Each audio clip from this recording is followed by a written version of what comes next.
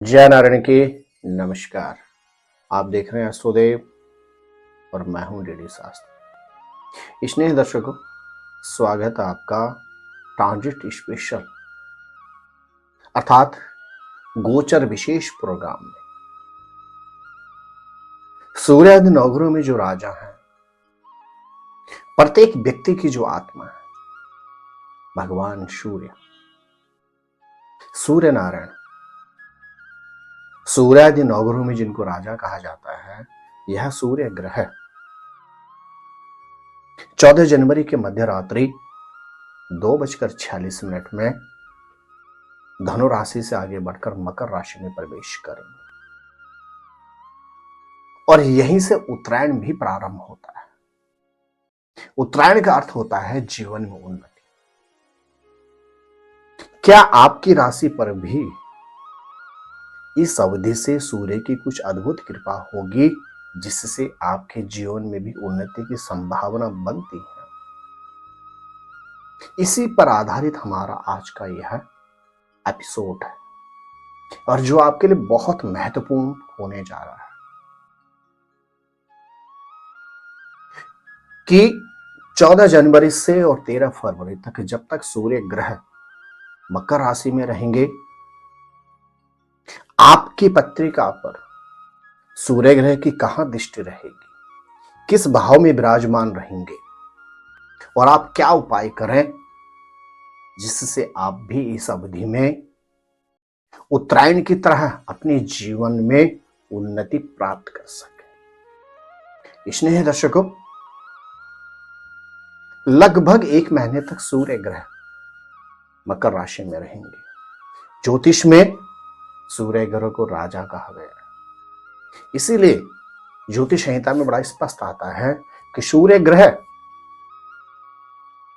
क्रूर तो हैं लेकिन पाप ग्रह नहीं है, क्योंकि शासक को कई बार सटीक सही निर्णय लेने के लिए क्रूरता पर आना पड़ता है, तभी जाकर प्रजा का कल्याण हो सकता है, अर्थात सख्त निर्णय लेने पड़ते हैं। इसीलिए ज्योतिष में कहा जाता है सूर्य एक क्रूर ग्रह है, न कि पाप ग्रह है। स्नेह दर्शकों, ज्योतिष की अगर हम बात करते हैं, सूर्य पिता का कारक होते हैं, सूर्य आत्मा के कारक होते हैं। यदि व्यक्ति की पत्रिका में सूर्य अच्छा हो तो व्यक्ति सरकारी क्षेत्र में बहुत ऊंची पदवी तक होता है। यदि व्यक्ति किसी व्यवसाय में हो तो उस व्यक्ति का व्यवसाय देश के विदेश तक फैला हुआ होता है। लेकिन यही सूर्य यदि व्यक्ति की पत्रिका में खराब हो तो व्यक्ति नेकी करता है और जूती खाता है। व्यक्ति बहुत अच्छा करता है लेकिन उसको रिटर्न कुछ भी प्राप्त नहीं होता। प्रोफेशन में व्यक्ति बहुत मेहनत करता है लेकिन मिलता कितना है? पेट भरने के लिए। यही सूर्य यदि व्यक्ति की पत्रिका में खराब हो तो व्यक्ति शारीरिक क्षेत्र में भी दुर्लभ, निर्बल होता है, अर्थात व्यक्ति की शारीरिक शक्ति भी कमजोर होती है। तो सूर्य को इसलिए कहा जाता है सभी जीवन आत्माओं की आत्मा है। जितने प्राणी संसार में हैं, सभी की यदि आत्मा है तो वह सूर्य है। स्नेह दर्शकों, यह एपिसोड ट्रांजिट स्पेशल प्रोग्राम और इस पर चर्चा करेंगे मेष राशि से लेकर मीन राशि तक सूर्य ग्रह की क्या स्थितियां बनती और विस्तृत चर्चा आपसे करूंगा आपको क्या उपाय करने चाहिए। लेकिन उससे पहले एक बहुत महत्वपूर्ण सूचना, यदि आप अपनी पर्सनल या प्रोफेशनल किसी भी समस्या से संबंधित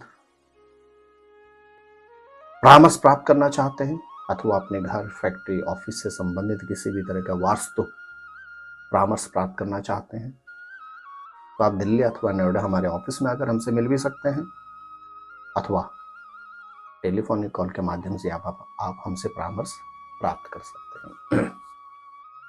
यदि आपकी राशि है मेष, तो अब सूर्य ग्रह पहुंच रहे हैं आपके 10वें भाव में और 10वां भाव बहुत महत्वपूर्ण होता है।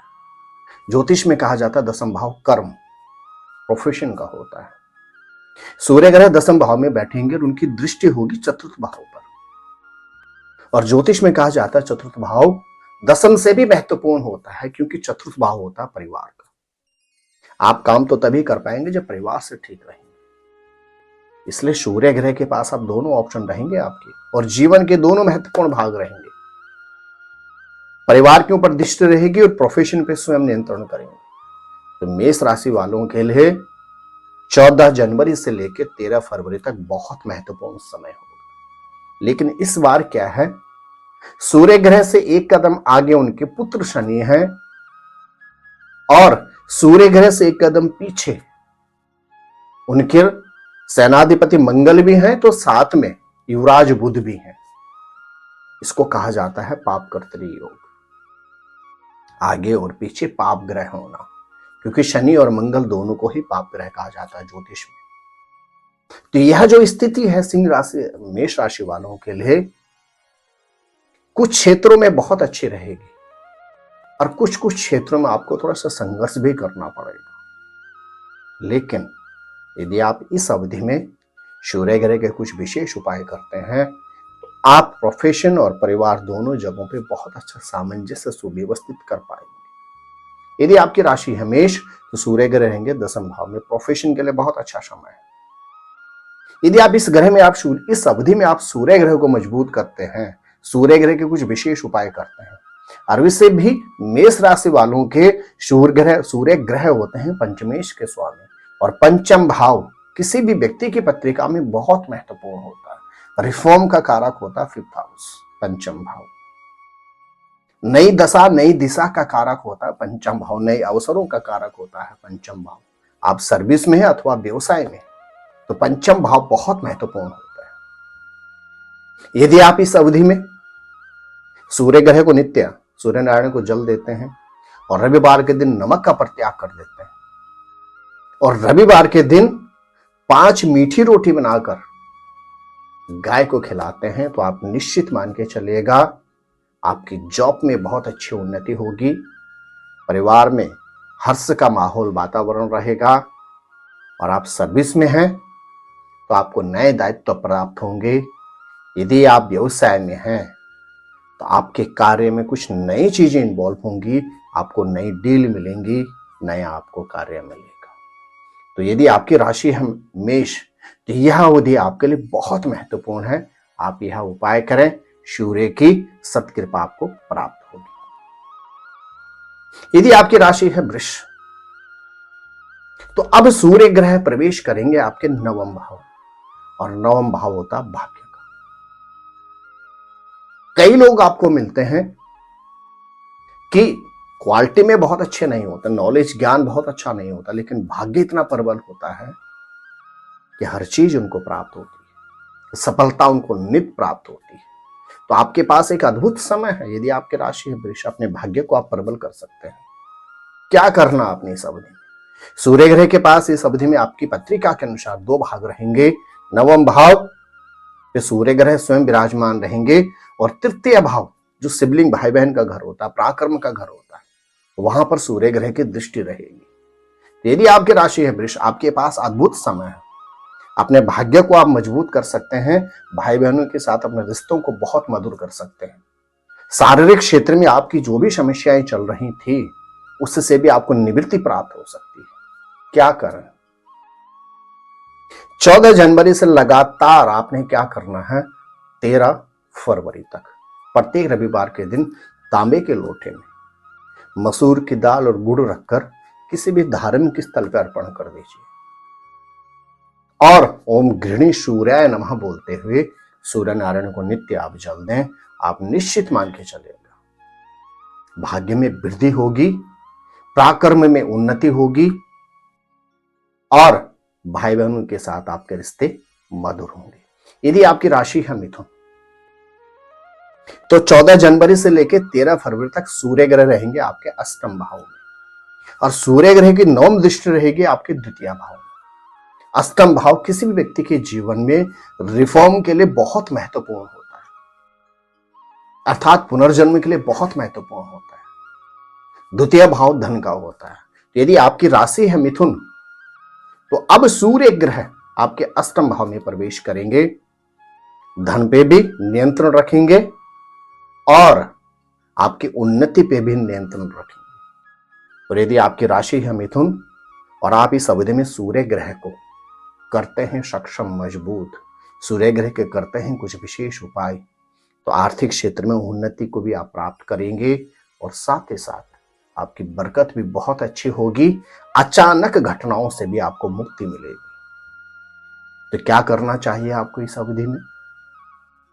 प्रत्येक रविवार के दिन 3 गुड़ की रोटी बनाकर वृषभ को खिला दें।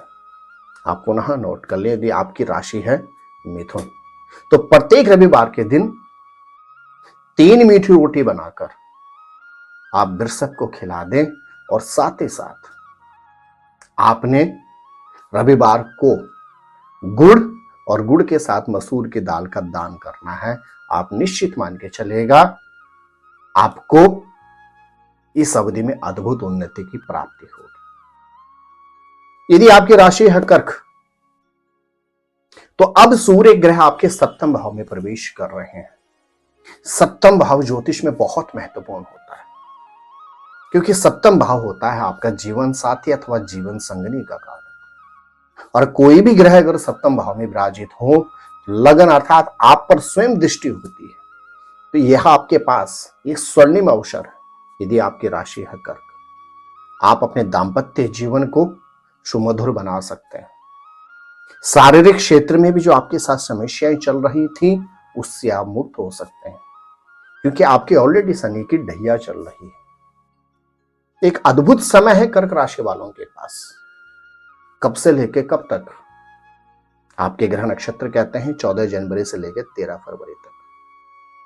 क्या करें इस अवधि में आप? यदि आपकी राशि है कर्क तो आपने प्रत्येक रविवार के दिन गुड़ और गुड़ के साथ लाल किसी भी वस्तु का दान करना है। उसमें मसूर की दाल हो सकती है या गेहूं भी हो सकता है। आप दान करें प्रत्येक रविवार को और साथ ही साथ तांबे के लोटे में जल और उसमें 1 बूंद शहद मिलाकर ओम घृणी सूर्याय नमः बोलते हुए 7 बार नित्य सूर्य को अर्घ्य दें।